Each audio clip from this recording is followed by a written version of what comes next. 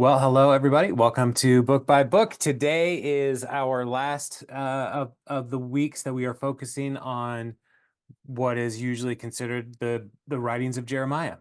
And we're also going to be taking a break for a while as our group's quarter is ending, and so be able to do summer stuff before diving into the book of Ezekiel, which is huge and will take its own time. Uh, so today we're going to be looking at all of Lamentations, chapters 1 through 5. Now, this book in the English Bible comes right after Jeremiah. In the Hebrew scriptures, it actually comes as part of the writings, which are the last section of the Hebrew Old Testament, what we call the Old Testament. So it's the law, the prophets, and the writings. And so Lamentations is removed from being right next to Jeremiah and placed in that collection of writings, which is other poetry and wisdom literature. And so tradition tells us that Jeremiah wrote the book of Lamentations, and it has been largely just accepted that it was Jeremiah. And that's one of the reasons why Christians in our scriptures, we have put Jeremiah and Lamentations together. But there are elements in Lamentations that does lead people to question whether or not it was Jeremiah who wrote this or a contemporary of Jeremiah.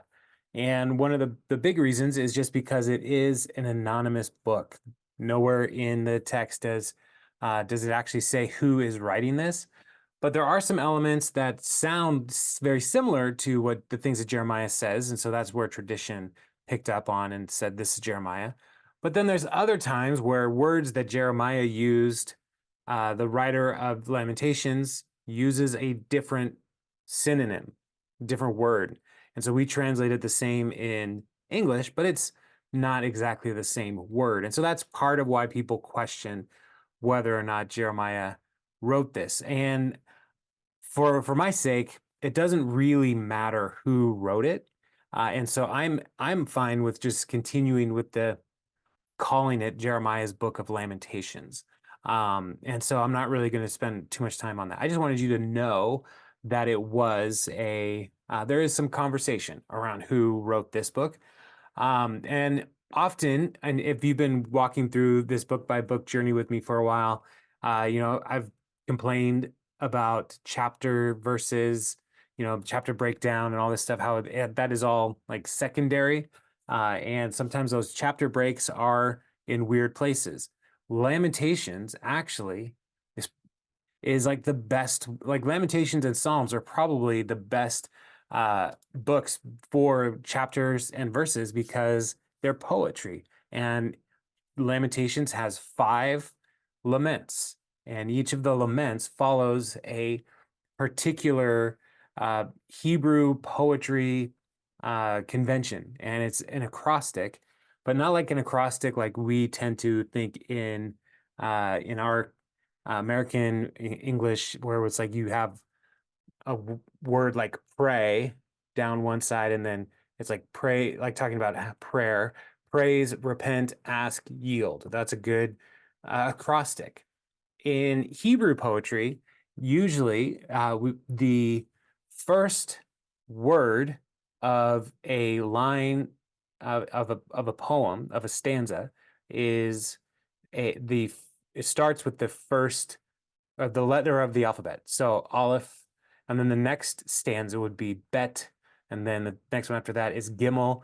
And so Lamentations follows that most of the time, and follows that same kind of acrostic pattern. And so in chapters 1, 2, 3, and 4, they are working in that acrostic pattern with 22 verses, or 22 stanzas. And chapter 3 is much longer because the stanzas are expanded, but they still follow a similar convention. And then chapter 5 actually doesn't do the acrostic, but it is still using a 22 stanza pattern. And so the verses and the chapter numbers are all like accurate. These are good, actual helpful resources for us in our references. And so part of the reason why I wanted to go through all of the book tonight is simply because it's heavy. It's a heavy book, and it's dealing with so much of what we walked through in the book of Jeremiah and the fall of Jerusalem in the book of Kings so far. But it is the response to the fall and recognizing that Jerusalem has been sacked and pillaged and the influential people have been taken away. And so there's just a lot of heartbreak. And so the first verse or chapter is the misery and desolation of Jerusalem. The second chapter talks about God's judgment on the city. The third chapter, hope of relief through loving kindness. And so chapter 3 has the most uplifting verses, I think, in the whole book. And then chapter 4, sorrows of the people resulting from the siege. And then chapter 5, a prayer for mercy and deliverance. And so with that kind of introduction, let's just jump in. And I'm gonna read large sections and a couple of short sections, but most of the time it's gonna be pretty large sections. And so we'll start with verses 1 through 11 of chapter 1. How deserted lies this city, once so full of people. How like a widow is she, who once was great among the nations. She who was queen among the provinces has now become a slave. Bitterly she weeps at night. Tears are on her cheeks among all her lovers. There is no one to comfort her. All her friends have betrayed her. They have become her enemies. After affliction and harsh labor, Judah has gone into exile. She dwells among the nations. She finds no resting place. All who pursue her have overtaken her in the midst of distress. The roads of Zion mourn, for no one comes to her appointed festivals. All her gateways are desolate. Her priests groan. Her young women grieve, and she is in bitter anguish. Her foes have become her masters. Her enemies are at ease. The Lord has brought her grief because of her many sins. Her children have gone into exile, captive before the foe. All the splendor has departed from daughter Zion. Her princes are like deer that find no pasture. In weakness they have fled before the pursuer. In the days of her affliction and wandering, Jerusalem remembers all the treasures that were hers in the days of old, when her people fell into enemy hands. There was no one to help her. Her enemies looked at her and laughed at her destruction. Jerusalem has sinned greatly, and so has become unclean. All who honored her despise her, for they have all seen her naked. She herself groans and turns away. Her filthiness clung to her skirts. She did not consider her future. Her fall was astounding. There was none to comfort her. Look, Lord, on my affliction, for the enemy has triumphed. The enemy laid hands on all her treasures. She saw pagan nations enter her sanctuary, those who had forbidden, those you had forbidden to enter your assembly. All her people groan as they search for bread. They barter their treasures for food to keep themselves alive. Look, Lord, and consider, for I am despised. And so this first part of chapter 1 is focusing on the grief of Jerusalem, and Jerusalem is personified as a widow, essentially, is how we should be looking at this. And all of the good of the past has been removed. And so part of the language here is talking about how the streets were full, and people coming to celebrate. And in verse 4, it's specifically talking about these feasts, and these are pilgrimage feasts, which would have been the Feast of Unleavened Bread, the Feast of Weeks, the Feast of Tabernacles. These were pilgrimage times where the people were supposed to come to Jerusalem, but now those days are over. And instead of glory, there is despair, and the treasures of the tabernacle of the temple have been taken. The city, the way that the prophet here is talking about the defilement of Jerusalem, it is language that is like seeing her nakedness is a kind of a rape, is the language that it's evoking here, is this shame and this violation that the city feels. And so the the reason for all of this we'll get into as the writer continues, but it comes back to recognizing the sinfulness of the people of Jerusalem as they rejected the Lord's prophets and the Lord's commands. And the real heartbreak here too is like the sanctuary, which often in Jerusalem in Jeremiah they talked about how, oh, we'll be fine. We have the temple, and the temple was not the thing that was going to preserve them. And so the pagans are able to enter into the sanctuary, and this is a great violation of the Lord's commands, where this was only supposed to be for the Jewish people, but now people from the nations, people who worship idols, are going into the sanctuary and taking the treasures. And they are people who remain are just trying to scrounge for food. They're selling their valuables to find bread, and they're struggling. And so there's nothing good is coming about. And so there's this grief after the destruction, like a widow who's grieving the loss of her beloved.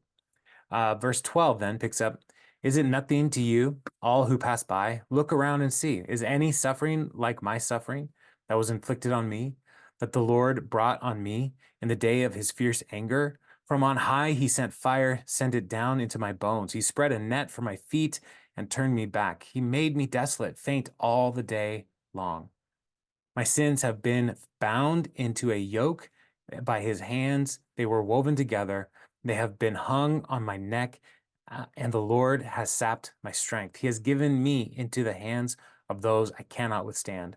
The Lord has rejected all the warriors in my midst. He has summoned an army against me to crush my young men. In his winepress, the Lord has trampled virgin daughter Judah. This is why I weep, and my eyes overflow with tears. No one near to comfort me, no one to restore my spirit. My children are destitute because the enemy has prevailed. Zion stretches out her hands, but there is no one to comfort her. The Lord has decreed for Jacob that his neighbors become his foes. Jerusalem has become an unclean thing among them. So this section starts with the city essentially crying out to the neighbors to say, can you see the breakdown here? Can you see my loss? And no one is coming to help. But then also turning in verse 13, it starts to look at the Lord as a warrior coming to fight against the city of Jerusalem. And we've seen the warrior motif throughout the scriptures and the prophets already, where the Lord is a divine warrior and he's fighting against the enemies of the people of Israel. But here we need to remember that the city of Jerusalem had made themselves enemies with the Lord. And so he is fighting against them. And instead of having God on their side, God's fighting against them. And the warriors who used to fight for Jerusalem have run away. They are unable to fight and support the people. And so the city is destitute, it's alone. And when we read in verse 16 and 17, no one is near to comfort me, no one to restore my spirit. My children are destitute because the enemy has prevailed. Zion stretches out her hands, but there is no one to comfort her.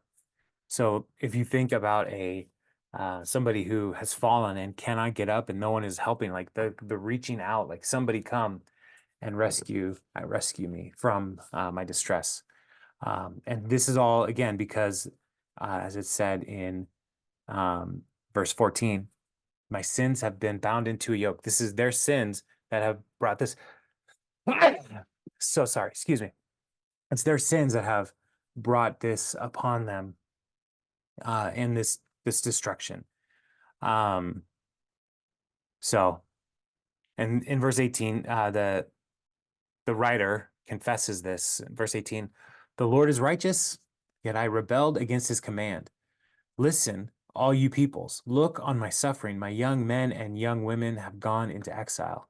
I called to my allies, but they betrayed me. My priests and my elders perished in the city while they searched for food to keep themselves alive. See, Lord, how distressed I am. I am in torment within, and in my heart I am disturbed, for I have been most rebellious.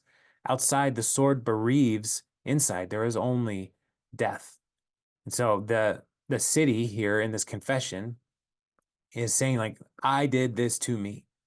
I brought this upon myself. And where they were looking for allies, and we saw in Jeremiah that, the city would call out to Egypt to try to come and rescue them from the Babylonians, but none of their allies would come because the Lord was working this as a part of the discipline toward the people for their sinful rebellion. And so, again, in verse 20, the city acknowledges, I have been most rebellious. It doesn't mean that they want to experience this, but it just is a recognition that, yes, they did this to them. Verse 21, people have heard my groaning, but there is no one to comfort me. All my enemies have heard my distress. They rejoice at what you have done. May you bring the day you have announced, so they may become like me. Let all their wickedness come before you. Deal with them as you have dealt with me, because all my groans are many, and my heart is faint. And so, the if this is Jeremiah, Jeremiah knows the oracles against the nations, and so saying, like, Lord, when will the justice that you talked about against Egypt and Edom and Babylon, when will those things come about? Because right now they're all looking at Jerusalem and saying, what a disgrace. But the Lord has spoken against all of these worshipers of idols and the coming destruction against them.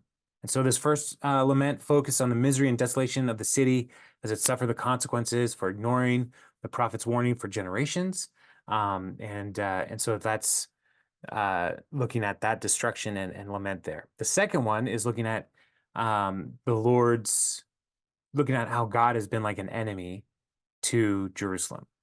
And so looking a little bit more on the judgment against the city. So I'm going to read verses 1 through 9. How the Lord has covered daughter Zion with the cloud of his anger. He has hurled down the splendor of Israel from heaven to earth. He has not remembered his footstool in the day of his anger. Without pity, the Lord has swallowed up all the dwellings of Jacob. In his wrath, he has torn down the strongholds of daughter Judah.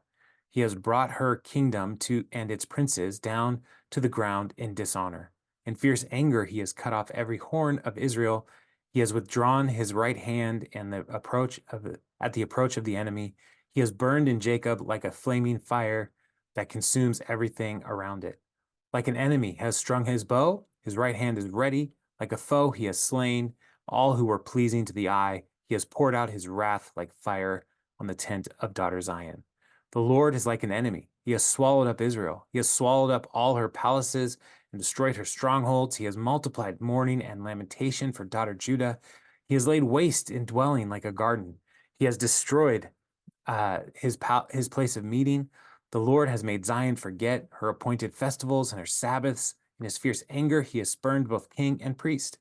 The Lord has rejected his altar and abandoned his sanctuary. He has given the walls of her palaces into the hands of the enemy. They have raised a shout in the house of the Lord, as on it the day of an appointed festival. The Lord determined to tear down the wall around daughter Zion. He stretched out a measuring line and did not withhold his hand from destroying. He made ramparts and walls lament. Together they wasted away. Her gates have sunk into the ground. Their bars he has broken and destroyed. Her king and her princes are exiled among the nations. The law is no more, and her prophets no longer find visions from the Lord. All right, so again, this is starting with that Aleph, Bet, Gimel acrostic pattern with each of these verses. And the starting point is the Lord hurled down the splendor of Israel. And in the third part of verse 1, he has not remembered his footstool in the day of his anger.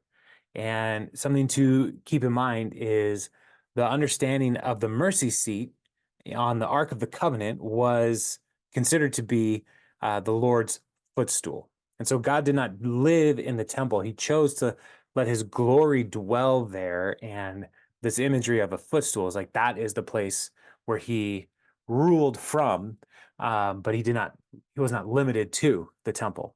But even here, he has rejected the temple and forgotten his footstool. And then we see this anger, this language of the Lord like coming and swallowing up and is destroying The way that God talked about how, Babylon was going to come like a swarm of locusts to gobble up the food and the crops and all these things. Like that's what the Lord is now. The prophet here is ascribing to the Lord, saying God did this. This was him. He is like this enemy who's coming against us. And all of the good and all of the wonderful things in Jerusalem have been uh, torn down. And instead of building and fortifying, like the prophet starts to use the building language as a sign of how God is tearing things down. And in particular, in verse 8, he determined to tear down. He stretched out a measuring line, which is to make sure the dimensions of the structure you're building. You put out a measuring line to make sure you're working and the dimensions that you are planning to.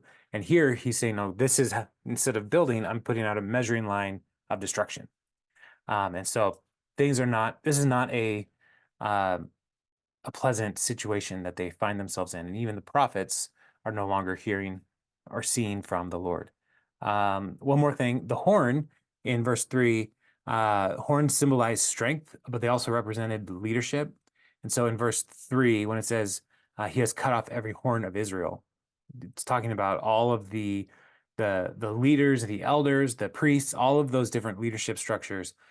They have been removed from any kind of influence for the people.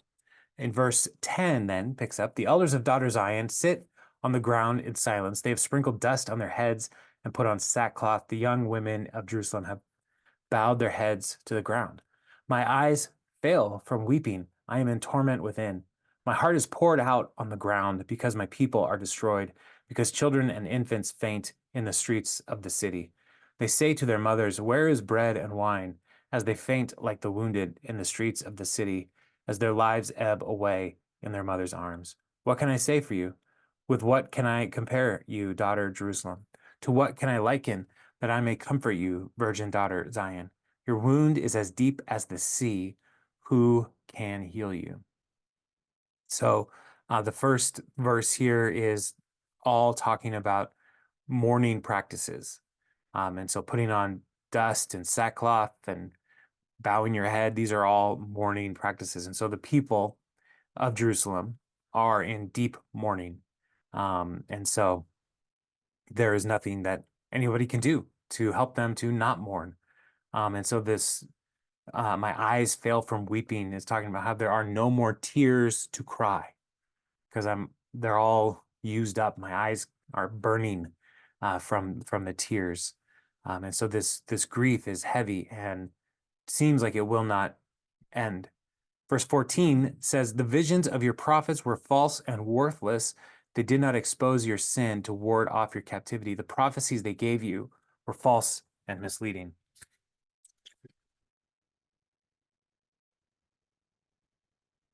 Excuse me.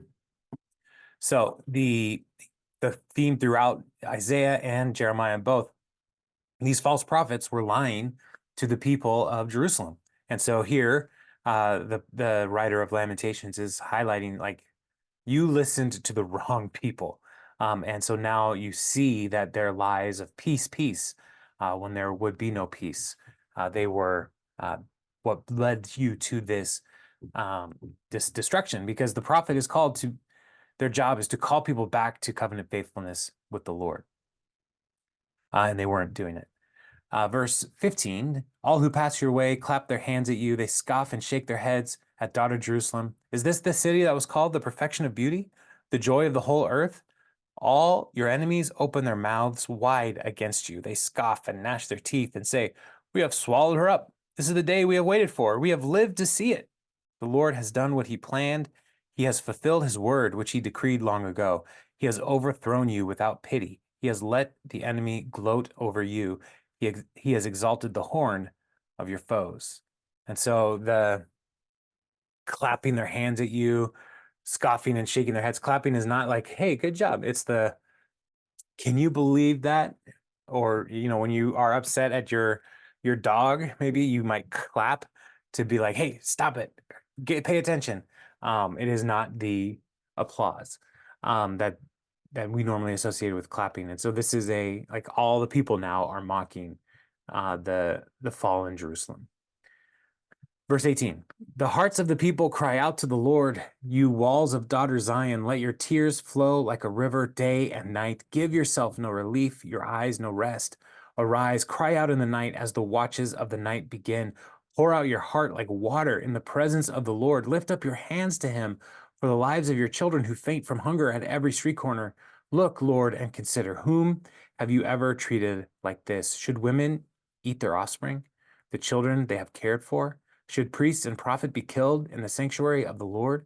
Young and old lie together in the dust of the streets. My young men and young women have fallen by the sword. You have slain them in the day of your anger. You have slaughtered them without pity. As you summoned to a feast day, so you summoned against me terrors on every side. In the day of the Lord's anger, no one escaped or survived. Those I cared for and reared, my enemy has destroyed. And so the prophet is encouraging the people to cry out to the Lord, pray, but also know that there's no relief. And looking at how they um, have been so great and how far they have fallen, they are at the place where in verse 20, talking about women eating their offspring. And the siege that Babylon put around cities is something that could potentially lead to the loss of food to the point where they start to consider cannibalism. And in one of the historical books, there was a time where we read about two women who had babies, and they said, one today we'll eat my kid, tomorrow we'll eat your kid. And this is the downfall of the people because of their sinfulness and their rebellion. And so the feast days that we talked about earlier, where people would come, feast days were often announced with a trumpet in a celebration. And so here, as you summon to a feast day, so you summoned against me terrors on every side. And so instead of summoning people to celebrate, the enemies of God's people came and brought this destruction against the people. Young, old, everybody had this experience. All right, so in chapter 3, then, we start to turn the corner to a little bit of hope in this chapter. And this pattern, the pattern kind of change is the same of 22 verses, but it's a little different. Instead of, let me just read this. In chapter 3, each letter repeats at the start of 3 verses before going to the next letter. Thus, there are 66 verses, not 22 verses. However, since the verses are shorter in chapter 3, the overall length of the chapter is approximately the same. And so verses 1, 2, and 3 are all Aleph, and then 4, 5, 6 are all Bet in that acrostic. So if you're interested in why this one is so much longer. All right, chapter 3, verse 1. I'm the man who has seen affliction by the rod of the Lord's wrath. He has driven me away and made me walk in darkness rather than light. Indeed, he has turned his hand against me again and again all day long. He has made my skin and my flesh grow old and my broken bones. He has besieged me and surrounded me with bitterness and hardship. He has made me dwell in darkness like those long dead. He has walled me in so I cannot escape. He has weighed me down with chains. Even when I call out or cry for help, he shuts out my prayer. He has barred my way with blocks of stone. He has made my paths crooked. Like a bear lying in wait, like a lion hiding, he dragged me from the path and mangled me and left me without help. He drew his bow and made me the target for his arrows. He pierced my heart with arrows from his quiver. I became the laughingstock of all my people. They mock me in song all day long. He has filled me with bitter herbs and given me gall to drink. He has broken my teeth with gravel. He has trampled me in the dust. I have been deprived of peace. I have forgotten what prosperity is. So I say, my splendor is gone, and all that I had hoped from the Lord. I remember my affliction and my wandering, the bitterness and the gall. I remember them, and my soul is downcast within me. And so a couple of the images that stand out here, I mean, we continue to see more of the same kind of like enemy attacking animals, mauling, that kind of same thing. But The verse 16 or verse 14 and 15.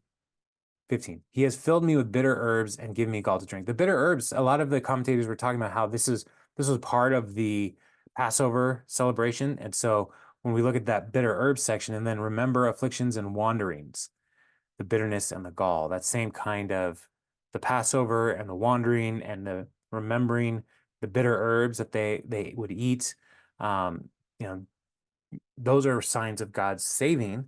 And so even here, as they're walking through this grief that they are enduring as the city has fallen, there's still a little reminder of how God can rescue. But in the midst of that, there's this enemy who broke their teeth with gravel and trampled them in the dust. And this imagery is most likely, we would think of it as like a bully putting a kid in the dust and like stepping on them and like pushing them down, like that kind of imagery, which is hard to get our brains around when we think about but God is compassionate and just and merciful. And here we have this very rough, difficult imagery of what God's using these enemies of Israel to accomplish. But as has been noted earlier, the city recognizes it's the city's sins that have brought this upon them. And so in chapter 3, verse 21, it starts to turn towards hope. In verse 21, yes, this I call to mind, and therefore I have hope. Because of the Lord's great love, we are not consumed, for his compassion never fails. They are new every morning. Great is your faithfulness, I say to myself. The Lord is my portion. Therefore, I will wait for him. The Lord is good to those whose hope is in him, to the one who seeks him. It is good to wait quietly for the salvation of the Lord. It is good for a man to bear the yoke while he is young. Let him sit alone in silence, for the Lord has laid it on him. Let him bury his face in the dust. There may yet be hope. Let him offer his cheek to one who would strike him, and let him be filled with disgrace. For no one is cast off by the Lord forever. Though he brings grief, he will show compassion. So great is his unfailing love. For he does not willingly bring affliction or grief to anyone. To crush underfoot all prisoners in the land, to deny people their rights before the Most High, to deprive them of justice, would not the Lord see such things? Who can speak and have it happen if the Lord has not decreed it? Is it not from the mouth of the Most High that both calamities and good things come? Why should the living complain when punished for their sins? So here in that last verse, why should the living complain when punished for their sins? And so the writer is recognizing we did this to us, but God's compassion and mercy and his love, they never fail. And so there is a hope in the midst of all of this despair that God's not done. And yes, it will be hard and it will be difficult. But for those who wait quietly, they'll find that salvation comes from the Lord. And so these are like the most uplifting verses in the whole book. And so God will restore his people. And when we've read through the prophets, we've seen God promises to restore a remnant. And so truly we can say no one is cast off by the Lord forever. And that the Lord will bring his people back into the land. Doesn't mean it's going to be easy. Doesn't mean it's going to be fast. It doesn't mean it's going to work on our timetable or look like what we would like that restoration to look like. But the Lord promises restoration to his people in Jerusalem. And so in verse 40, it says, let us examine our ways and test them, and let us return to the Lord. Let us lift up our hearts and our hands to God in heaven and say, we have sinned and rebelled, and you have not forgiven. You have covered yourself with anger and pursued us. You have slain without pity. You have covered yourself with a cloud so that no prayer can get through. So you have made us scum and refuse among the nations. All of our enemies have opened their mouths wide against us. We have suffered their terror and pitfalls, ruin and destruction. Streams of tears flow from my eyes because my people are destroyed. My eyes will flow unceasingly without relief until the Lord looks down from heaven and sees what I see brings grief to my soul because of all the women of my city. So the writer here, the prophet, is saying, all right, y'all, we are here because of our sin. So let us examine our ways. Let's test ourselves and let's cry out to the Lord because we've seen his anger and his wrath come because of our sin. And so our prayers were not heard uh, because we had not truly repented, is essentially what is happening. And so now they're the scum of the earth. Their enemies are gobbling them up. The wide open mouths is like the python that like unhinges its jaw to eat the gazelle or whatever. Like it's that kind of like mouth wide open to consume the people. Like that's where they're at. And so it's like the Lord is calling them to repent, to examine themselves, and deal and recognize that the grief that they're experiencing is from their own actions. And it continues, verse 52. Those who were my enemies without cause hunted me like a bird. They tried to end my life in a pit and threw stones at me. The waters closed over my head, and I thought I was about to perish. I called on your name, Lord, from the depths of the pit. You heard my plea. Do not close your ears to my cry for help. You came near me when I called you, and you said, do not fear. You, Lord, took up my case. You redeemed my life. Lord, you have seen the wrong done to me. Uphold my cause. You have seen the depth of their vengeance, all their plots against me. Lord, you have heard their insults, all their plots against me. When my enemies whisper and mutter against me all day long, look at them sitting or standing. They mock me in their songs. Pay them back what they deserve, Lord, for what their hands have done. Put a veil over their hearts, and may your curse be on them. Pursue them in anger and destroy them from under the heavens of the Lord. So the Lord here, or the prophet is now saying, like, I'm calling out to you, Lord, and you hear me. You tell me, do not fear. You take up my cause. You redeem my life. These are all rescuing promises, but at the same time, the justice that the prophet wants, it has not happened yet. And so it's like, pay them back, pay my enemies back for what they deserve, for their sinfulness. They're not repenting, is essentially what the prophet is saying. We are repenting. We are examining our lives. And so, Lord, help us to be restored, even in the midst of their mocking and the destruction that they're bringing against the people.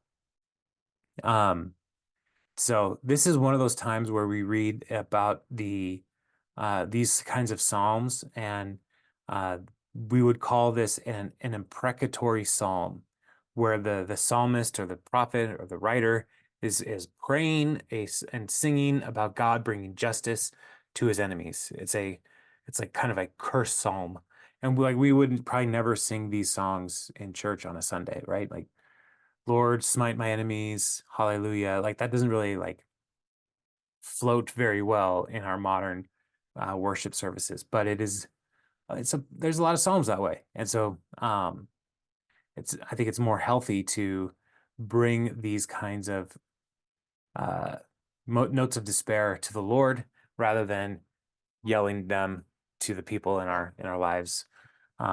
So all right, so that's the longest chapter, the most verses.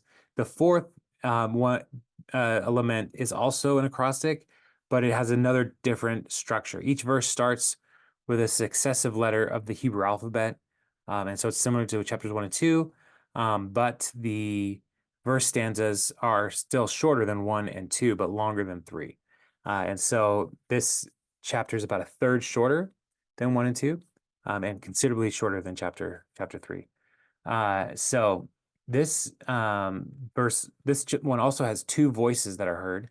The narrator is speaking in verses 1 through 16, and then we hear the community's voice, us, our language, in the remainder of the chapter from 17 through 22. All right, so verse 1, I'm going to read verses 1 through 11. How the gold has lost its luster, the fine gold become dull. The sacred gems are scattered at every street corner. How the precious children of Zion, once worth their weight in gold, are now considered as pots of clay, the work of a potter's hands. Even jackals offer their breasts to nurse their young, but my people have become heartless like ostriches in the desert. Because of thirst, the infant's tongue sticks to the roof of its mouth. The children beg for bread, but no one gives it to them. Those who once ate delicacies are destitute in the streets. Those who brought up in royal purple now lie in ash heaps.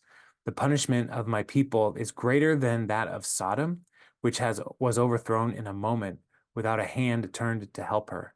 Their princes were brighter than snow and whiter than milk, their bodies more ruddy than rubies, and their appearance like lapis lazuli. But now they are blacker than soot. They are not recognized in the streets. Their skin has shriveled on their bones. It has become as dry as a stick. Those killed by the sword are better off than those who die of famine. Racked with hunger, they waste away for lack of food from the field. With their own hands, compassionate women have cooked their own children who have become their food when my people were destroyed. The Lord has given full vent to his wrath. He has poured out his fierce anger. He kindled a fire in Zion that consumed her foundations. So, um, again, all of the beauty of the city is gone. It's like everything that was beautiful or worth admiring has been destroyed and has become worthless. Um, so the children themselves, though, are also being neglected and treated as worthless. And there's a comparison in verse 3 of how like even jackals nurse their young, and instead of being nurturing in any way, they're more like ostriches, which abandon their young, which I learned in reading about this. Ostriches don't really care for their kids at all, their chicks at all. And so there's this description of the deep fall of the people. They were once eating delicacies and now they're eating nothing and they're begging for bread. And they were once like resplendent and glorious, the princes of the town, and now they're just covered in soot, and their skin is all shriveled up onto their bones. And so, the reality is like if you had to choose how to die, the prophet is saying like it's better to die quickly than to waste away. And that's what the people are experiencing is this long wasting away as they are dealing with the loss of all of the livelihood of the city. Verse 12 picks up, the kings of the earth did not believe, nor did any of the peoples of the world, that the enemies and foes could enter the gates of Jerusalem. But it happened because of the sins of her prophets and the iniquities of her priests, who shed within her the blood of the righteous. Now they grope through the streets as if they were blind. They are so defiled with blood that no one dares touch their garments. Go away, you are unclean, people cry to them. Away, away, don't touch us. When they flee and wander about, people among the nations say, they can stay here no longer. The Lord himself has scattered them. He no longer watches over them. The priests are shown no honor, the elders no favor. And so here we see like the kings and everybody's like, oh, it couldn't possibly happen to Jerusalem, but here it is. It's happened. And why is because the prophets and the priests, the very people who were supposed to keep the folks in line with the word of God, had abandoned God's law and let the people chase after idols. And so now they are blind and groping in the streets, and they're treated as if they're unclean, and there's no good about them. And so the Lord has scattered them about, and there's no favor among the people. Verse 17, moreover, our eyes failed, looking in vain for help. From our towers we watched for a nation that could not save us. People stalked us at every step, so we could not walk in our streets. Our end was near, our days were numbered, for our end had come. Our pursuers were swifter than eagles in the sky. They chased us over the mountains and lay in wait for us in the desert. The Lord's anointed, our very life breath, was caught in their traps. We thought that under his shadow we would live among the nations. So here we're getting this imagery of the people looking in the watchtowers, hoping for Egypt to come and rescue them, and nothing came. And so even the king had to run away. And they Zedekiah ran and they caught him, and he was his eyes were plucked out, and so watched his kids be killed and all this stuff. Like this is what's going on as the city falls. And so there's no rescue and no relief. And then their neighbors start taunting them, and that's what happens in verse 20. And rejoice and be glad, daughter Edom, you who live in the land of Uz. But to you also the cup will be passed. You will be drunk and stripped naked. Your punishment will end, daughter Zion. He will not prolong your exile, but he will punish your sin, daughter Edom, and expose your wickedness. And so Edom allied themselves with the Babylonians and rejoiced and celebrated as the city of Jerusalem fell, and so they're rejoicing. But what the prophet is saying is like, hey, Edom, your time's coming, and Zion will be restored, but Edom will not, and that is what happened. Edom has never been restored. All right, one more section here, and so chapter 5 is the only chapter that's not an acrostic, but it's still preserved in like the 22 verses, and so it's mimicking the acrostic style, but it's keeping a kind of artificial symmetry. And so this is the people suffering, described in chapters 1 through 4, is accompanied by this chapter, which is an urgent plea for God to do something about the suffering. All right. So this is really the prayer of the people of the whole book. Verse 5, or chapter 5, verse 1. Remember, Lord, what has happened to us. Look and see our disgrace. Our inheritance has been turned over to strangers, our homes to foreigners. We have become fatherless. Our mothers are widows. We must buy the water we drink. Our wood can be had only at a price.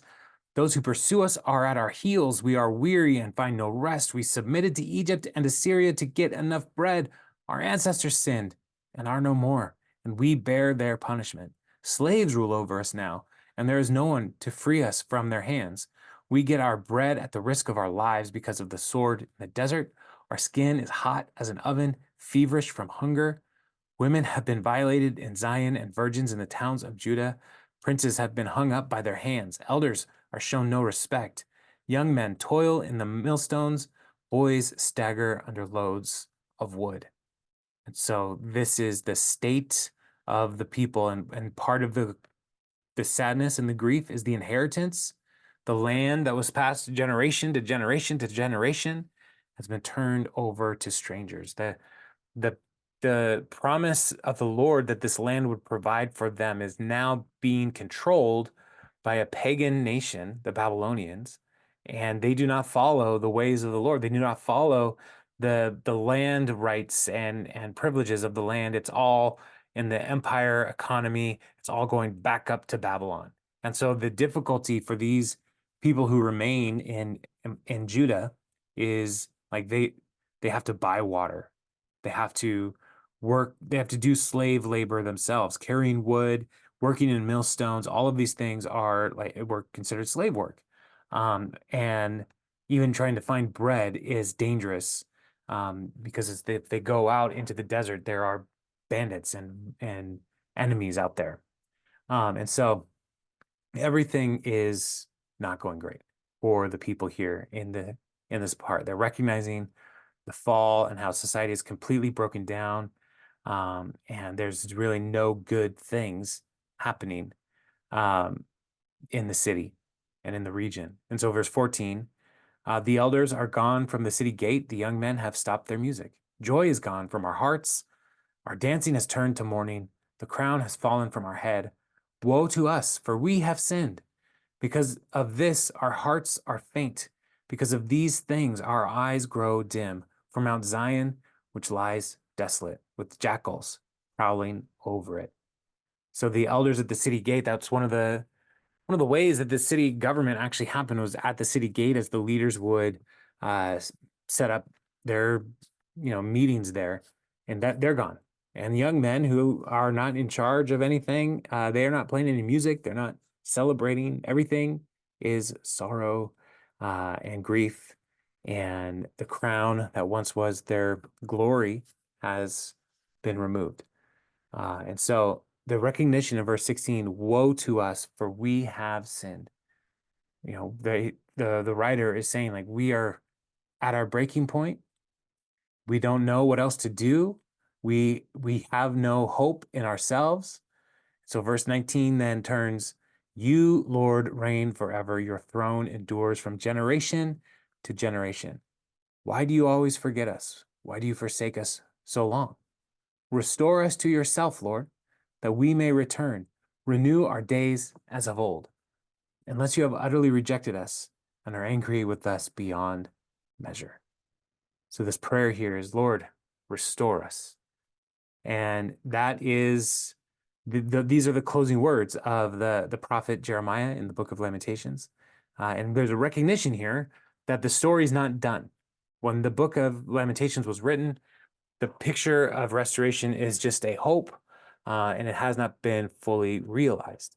And as we continue reading through the books of the Old Testament, we'll see that the nation of Babylon will fall.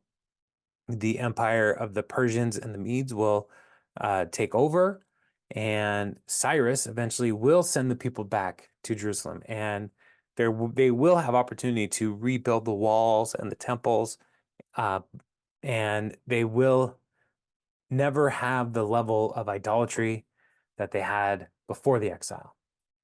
And so the exile did a purging of the people, but it came at a great cost. But ultimately, this cost was because of their own sins and their rebellion against the Lord. And so this end here of restore us to yourself, this is the prayer that the people of Israel are probably still praying. Restore us to yourself. Restore us to a place of grace and peace in your kingdom, in your will.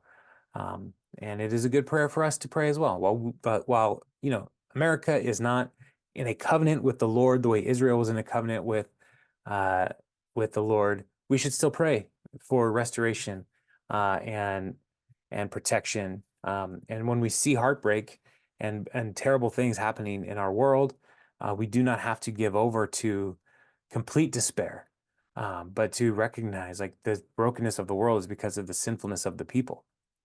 And we can still pray, Lord, restore us, restore us. So we'll stop there. Any comments or questions? We did it. We got through all of Lamentations, 5 chapters fairly quickly. But are there any questions or thoughts on these 5 laments?